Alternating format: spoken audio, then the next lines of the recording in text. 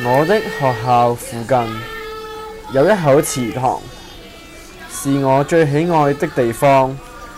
下課後是同學們悠閒的好去處。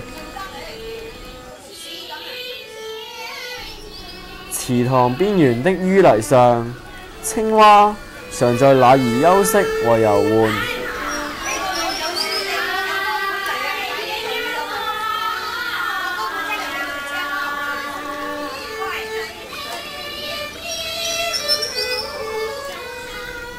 水面下，腹部呈橙紅色的蠑螈，緩緩的浮出水面，深深的吸一口氣，又慢慢的沉到水底。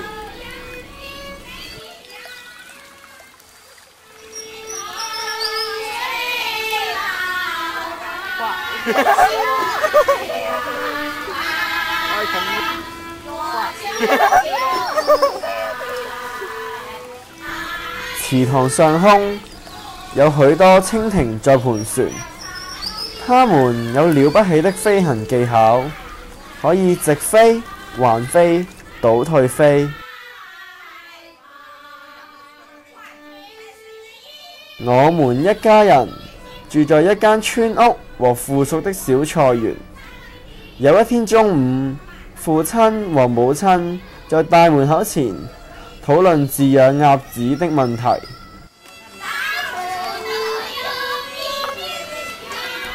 在村莊後面靠近教堂的地方，泉水在這裏彎成拱形，然後與小山谷的小溪匯流成為一個小池塘。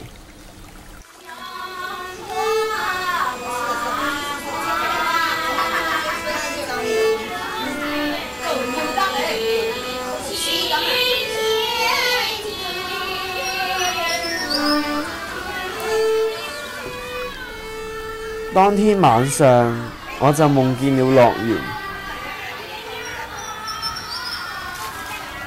在樂園裏，我指揮着一群小鴨子，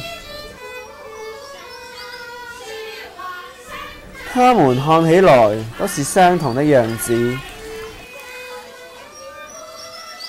我趕它們到池塘，坐在一旁看着它們戲水。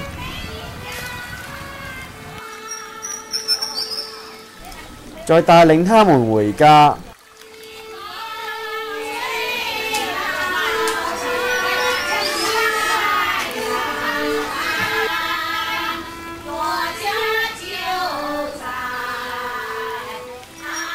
2星期後，我夢想中的小鴨子竟然變成真的。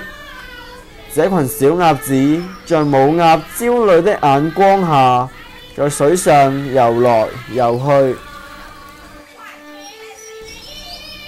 過了1個月之後，小鴨長大了，是該讓它們到池塘那裏覓食。這也是我面臨困難的時候。由於要帶這群小鴨子到池塘是很危險的事，因為在途中可能會遇到一些貓和無端狂吠的小狗。他們會把這群小鴨嚇得四處奔鼠，到時候要把它們集中起來，就會變成很困難的事。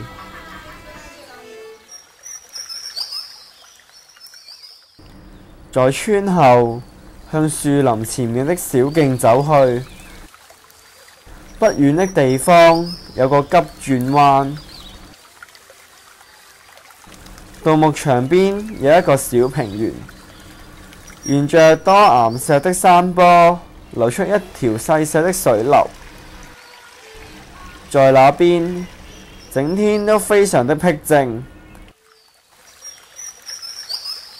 這群小鴨一定行得很開心。我們終於到達這個樂園。小鴨子們立刻開始戲水，並且到處亂翻。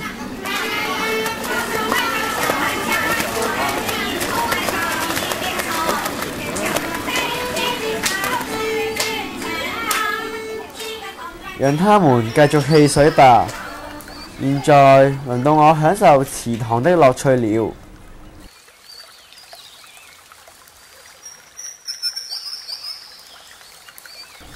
在爛泥上有一些炭黑色有結的帶狀物，它們是什麼呢？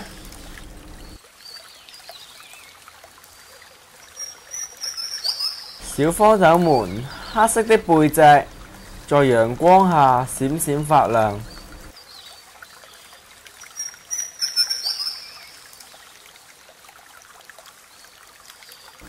下面真是別有洞天。許多穿上黑色盔甲的小昆蟲，這些小昆蟲在做什麼呢？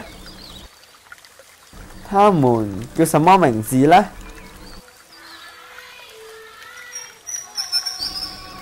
天色漸漸的暗下來，這群小鴨子也該吃飽了。親愛的小鴨子們，應該回家啦。